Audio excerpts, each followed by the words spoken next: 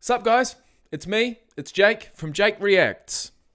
This ain't from this channel, it's from my main channel. But if you do want to help me get to one of those, get to another one. Imagine if I was sitting here right now with two of those behind me. Wouldn't that be fucking epic?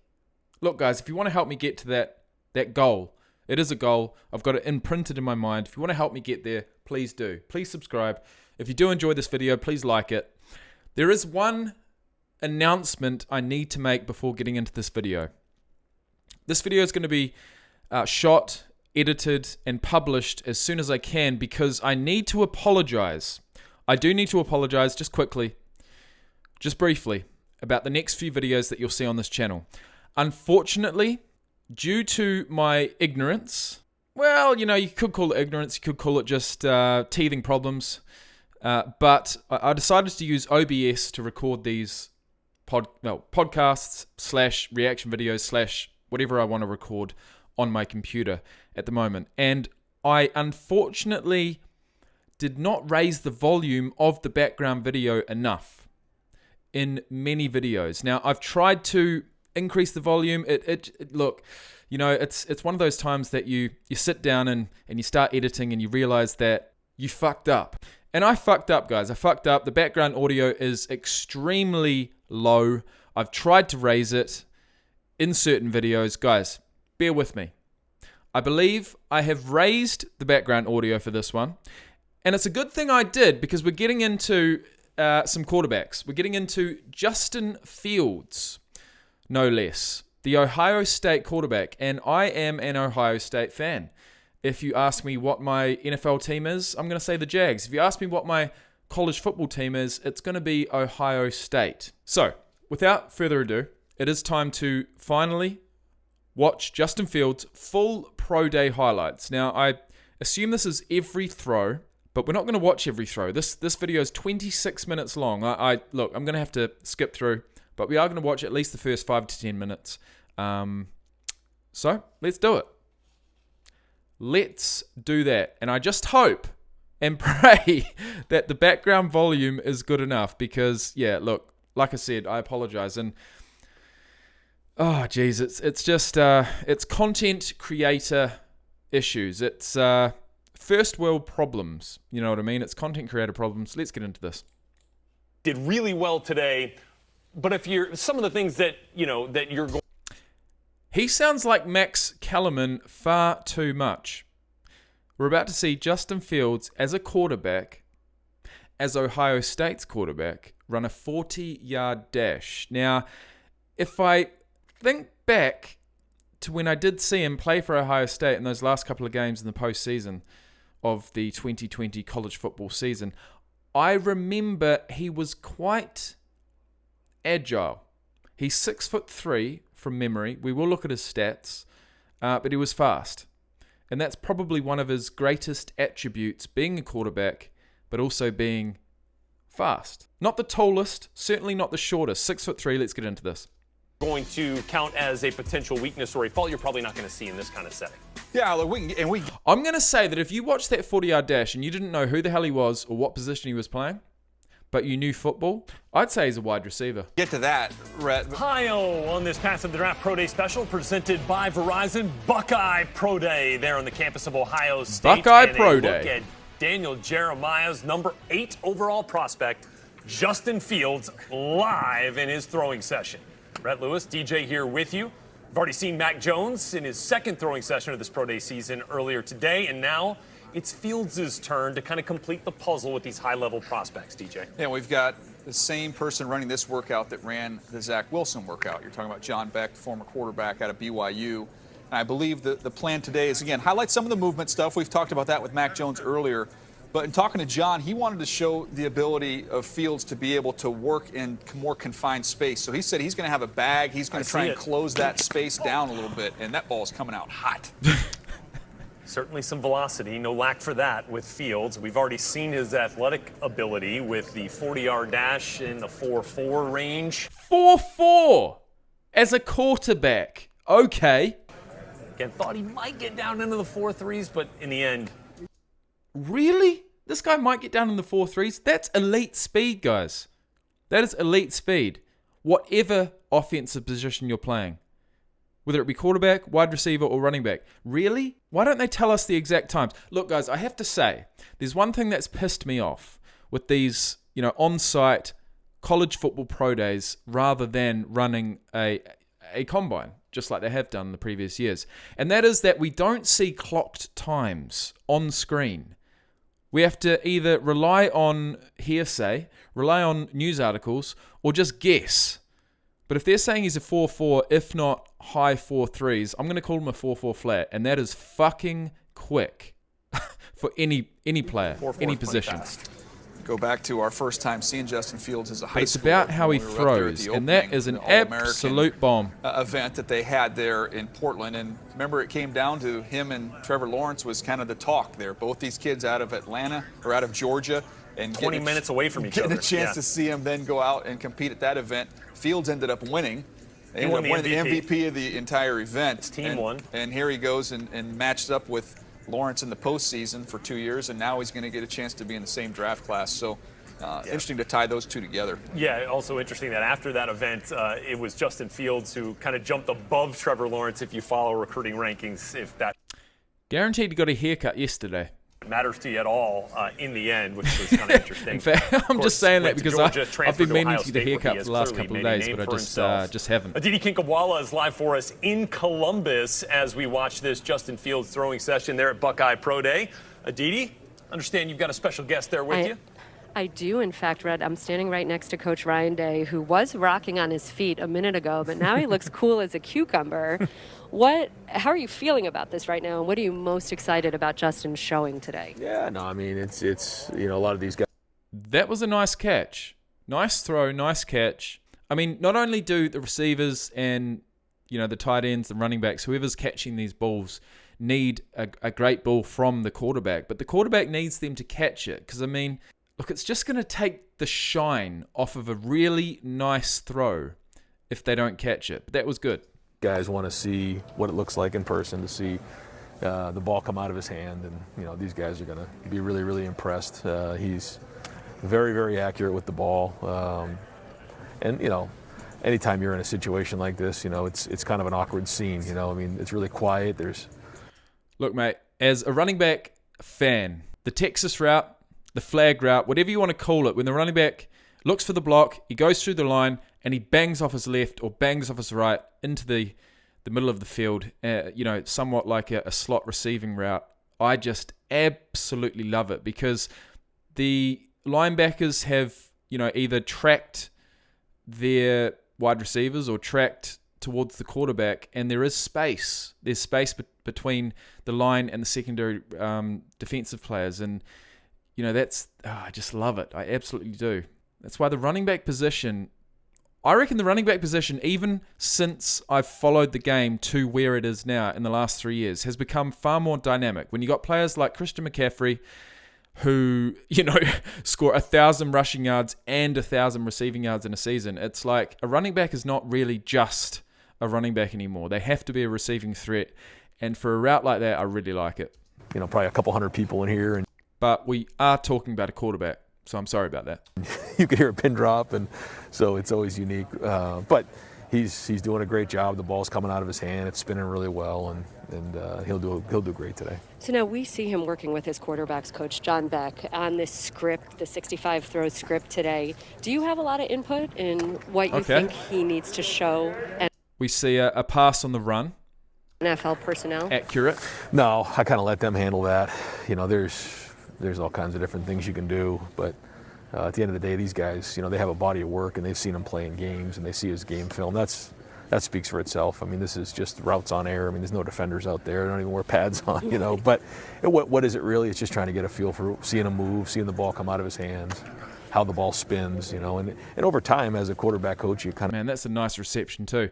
Look, guys, I'm always going to sort of look towards the catch, the route from a receiver, but all I had to see, guys, at the start of this video was to see his 40-yard dash and to know that it's around the 4.4 mark has, it's piqued my interest straight away.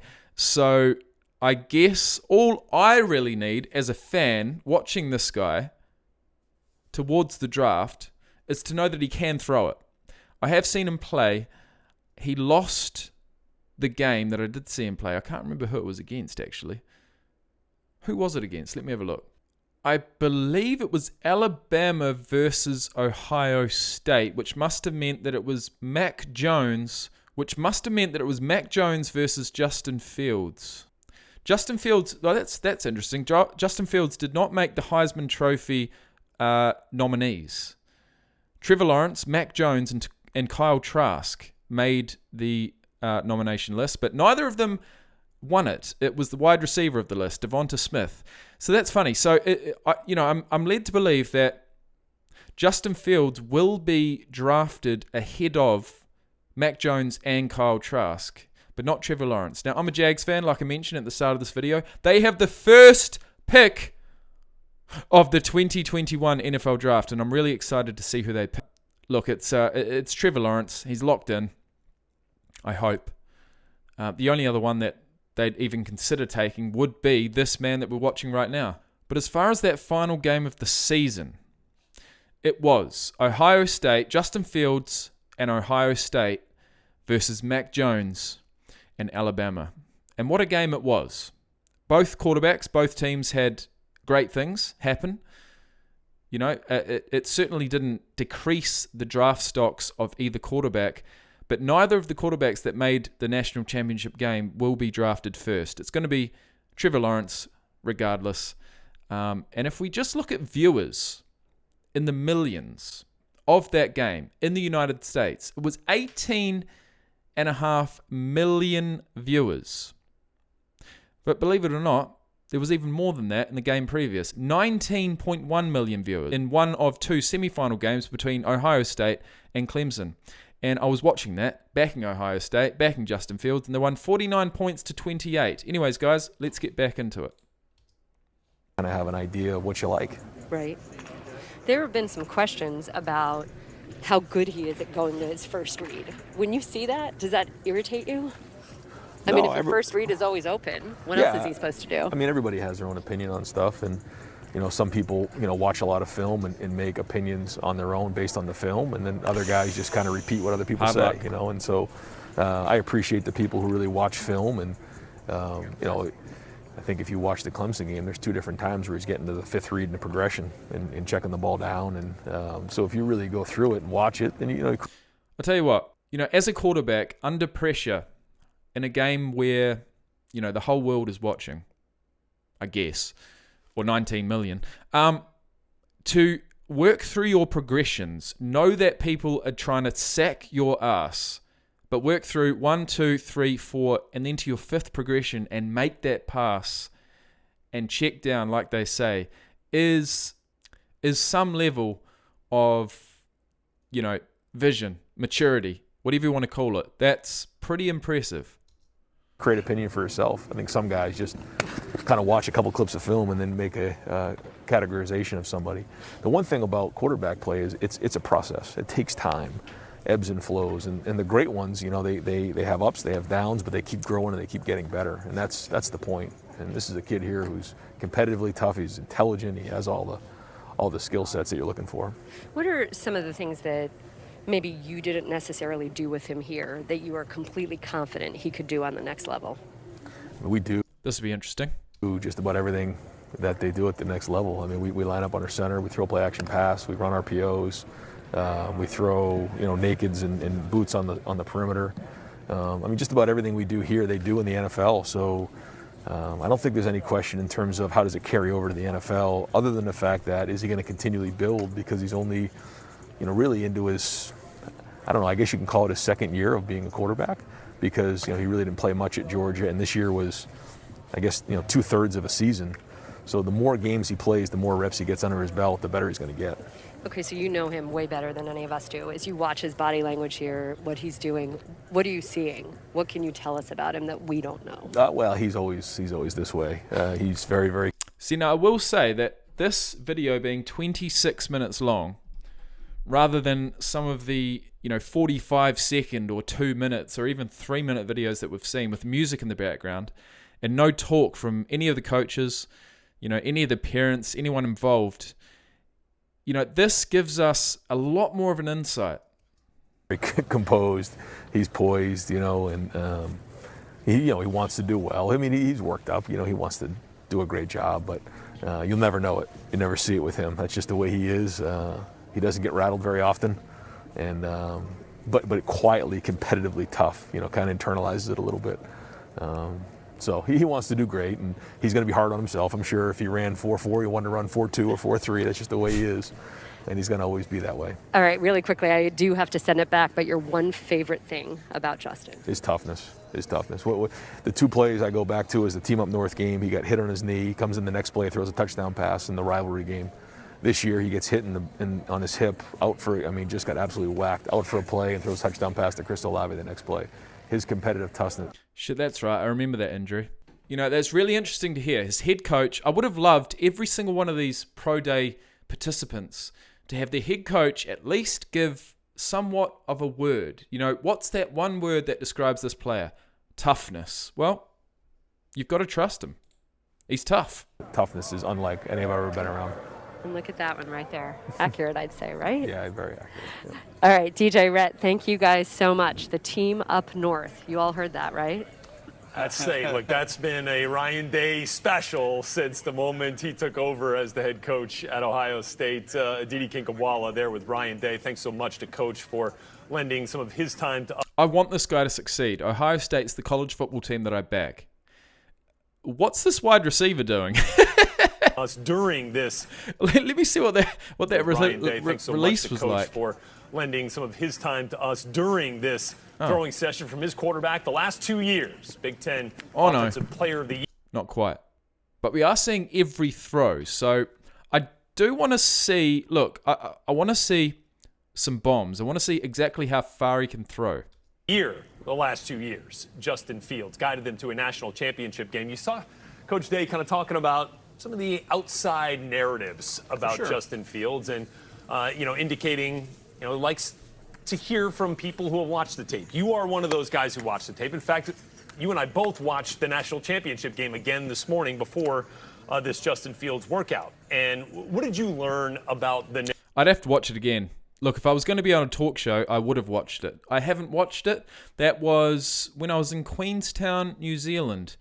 I was having a fucking ball, to be honest. Now I'm in Rockhampton, Australia. But let's have a listen. Narrative that Fields is a one-read guy. I don't agree with it. To me, there's examples, especially if you go back to 2019, where I can show you some plays where he gets hung on number one a little bit. He hangs on there a little bit too long instead of moving on from him. But then I can show you a ton of tape where his eyes are moving from 1 to 2 to 3 consistently. My issue was not really getting hung up on one. It was then being able to pull the trigger once you see it, once you get to number 2 or number 3. Right. I mean, yeah, exactly. And I'd think about that and I'd think, well, the only thing that's going to separate someone from being hung up on option 1 to being able to execute on option 5 is a fucking offensive line that does their goddamn job, right? I mean, that's just what I think as a fan that's been watching the game for only 3 years.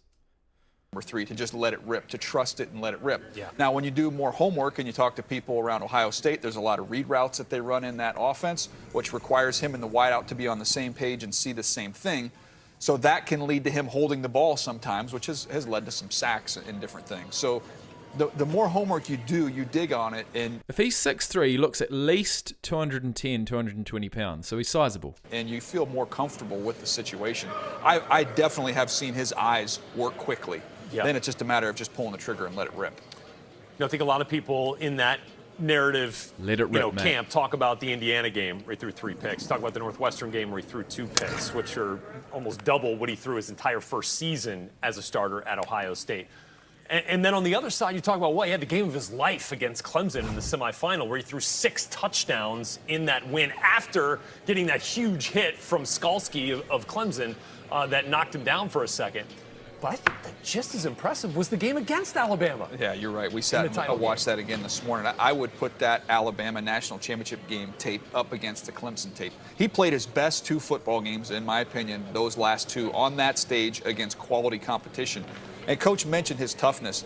absolutely that matters at the quarterback position. And his toughness, his competitive toughness, I think is the phrase that he used. What I keep thinking is, who the hell are these receivers? I think if you're talking about ceilings why don't I for recognize quarterbacks them? in this draft, I could make the argument that Fields has the highest ceiling of any of them. Sure, we're not near there yet. Trey Sermon catches a pass here from Justin Fields. I mean, again, with bodies flying all over him in a hostile environment in that national title game, he stood in there and made some terrific throws. If the Ohio State defense could have picked up some stops, yeah. I mean, they were moving the ball and scoring points. They just couldn't get off the field defensively against that Alabama offense. But it is interesting watching these pro days back-to-back as we're watching Justin Fields just rip it here. Comparing He's him ripping with it, Mac right? Jones. Some of it these comes catches off the are hand great a little too. different with Justin Fields. You see the ball jump a little bit more.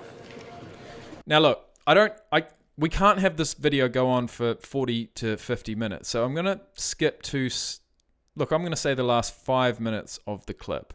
And we'll just see what's happening here. Hopefully we see a really, really long He did ball. some more impressive things in that game. It Don't really get was. distracted by the stat line or the scoreboard. And they Watch got the Which throws. we will. Look at this one. Well, that's what we want to see. Bang! Right on the money.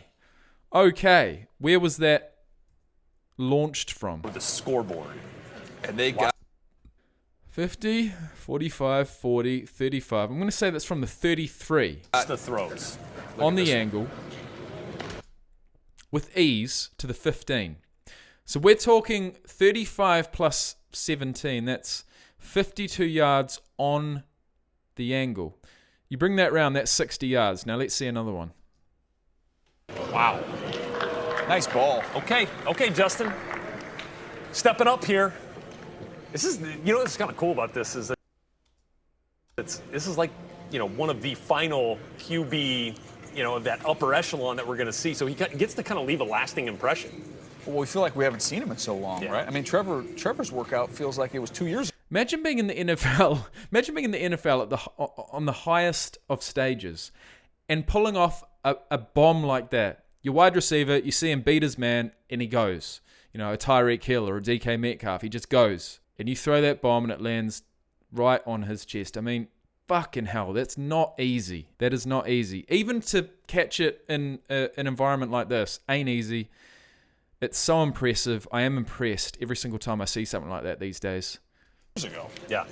I wasn't before, but I am now. We're going to see him due to the fact at Florida's Pro Day with Kyle Pitts that and I've been Kadarius out Toney there and that. trying to catch balls like that, and I've had a couple of fingers popped, and all the rest. It's not easy. Whole talented class tomorrow here on another path to the draft. Certainly ain't easy with a helmet on. I'll say that much. Pro Day special. But I mean, right now, Fields is slinging it. So I guess the next question is, where could Fields be drafted? Hey, Luke, can you get one more corner post? Little corner post. They're saying another guy by the name of Zach Wilson, who I haven't seen yet, but we will be seeing in the next video, is going to be drafted ahead of Justin Fields and ahead of a couple of other quarterbacks. I don't know why yet, but I will get into that. Post? Is that what we say? Yeah, give me a little bit of that. That's what I heard from the peanut gallery there. Maybe a request coming in. Again, we were expecting about 65 throws from Fields. Scripted at least. Got the word Can from we the can we just get rid of another narrative that kind of bugs me a little bit? Ooh, with not bad. I like that one. Well, none of these Ohio State route, quarterbacks I mean, are any good. and the so pass. You can't take Justin Fields because somebody else failed. You don't do that. You scout everybody individually. We can go through the list, and I can show you a position in a school where they've had good players and bad players, and you can't. Everybody's their own individual evaluation. That does not. I've never understood that argument. Yeah, Didi just texted, said this confirming that this is off script here, getting some requests, some additional bonus throws. Okay, It's so like a here's the jukebox. Projected Remember those? Trey I don't Lance, have those anymore. Patrick Surtain, B7.